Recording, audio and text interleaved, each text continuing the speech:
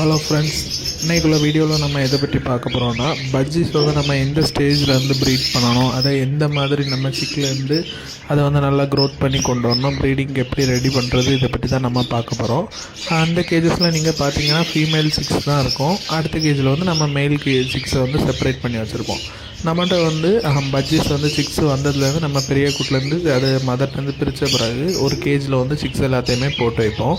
அதுலேருந்து நம்ம male female identify பண்ண பிறகு இந்த கேஜில் மேல் ஃபீமேல் தனித்தனியாக பிடிச்சி போட்டுருவோம்.